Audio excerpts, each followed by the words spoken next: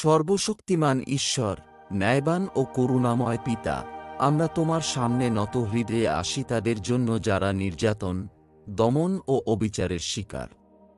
তুমি দেখো অত্যাচারিতদের অশ্রু, তুমি শোনো বিস্মৃতদের আর্তনাদ, আর তুমি জানো প্রত্যাখ্যাতদের হৃদয়ের বেদনা। আমরা প্রার্থনা করি, তোমার সান্ত্বনা ও প্রেমে তাদের ঘিরে রাখো। তাদের কষ্টে শক্তি দাও এবং অন্ধকারের মধ্যে আশা জাগাও।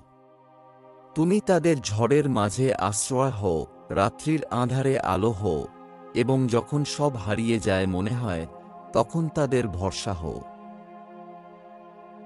ন্যায় বিচারের ঈশ্বর, উঠো এবং নিরপরাধদের রক্ষা করো। সহিংসতা, মিথ্যা ও দমনের শৃঙ্খল ভেঙে দাও, যা বহু আত্মাকে বন্দী করে রেখেছে। তোমার সত্য ও করুণা যেন প্রবল নদীর মতো জাতিগুলোর মধ্যে প্রবাহিত হয়। সাহস দাও তাদের, যারা সত্য, স্বাধীনতা ও শান্তির জন্য দাঁড়ায়, যদিও তার জন্য তাদের কষ্ট ভোগ করতে হয়। নেতাদের হৃদয় স্পর্শ করো, যেন তারা প্রজ্ঞা, সহানুভূতি ও ন্যায়ের সঙ্গে শাসন করে, এবং তোমার প্রেম ও শান্তির রাজ্য পৃথিবীতে প্রতিষ্ঠিত হয়। প্রভু যীশু খ্রিস্ট, তুমি যাকে অবজ্ঞা করা হয়েছিল, প্রত্যাখ্যাত ও ক্রুশবিদ্ধ করা হয়েছিল, তুমি জানো ন্যায়ের জন্য কষ্ট ভোগ করা কি।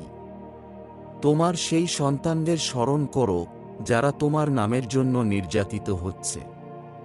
তাদের বিশ্বাস দৃঢ় করো, তাদের আশা নবায়ন করো, এবং তাদের হৃদয়কে সেই শান্তিতে পূর্ণ করো যা সমস্ত বোঝাপড়াকে অতিক্রম করে।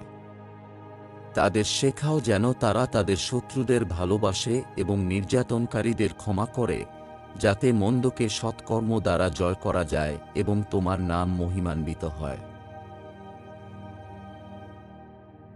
চিরন্তন পিতা, আমরা তোমার হাতে সমর্পণ করছি সকলকে যারা নির্যাতন ও অবিচারের শিকার।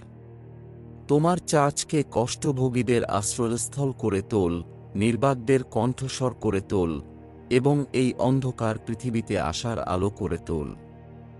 তোমার রাজ্য আসুক, তোমার ইচ্ছা পূর্ণ হোক, যেমন স্বর্গে তেমনি পৃথিবীতেও। জাতিগুলোকে আরোগ্য দাও, শান্তি পুনঃপ্রতিষ্ঠা করো, এবং তোমার ন্যায়কে দৃঢ় করো পবিত্র আত্মার শক্তিতে। আমরা এই প্রার্থনা করি আমাদের প্রভু ও ত্রাণকর্তা যীশু খ্রিস্টের শক্তিশালী নামে। আমেন।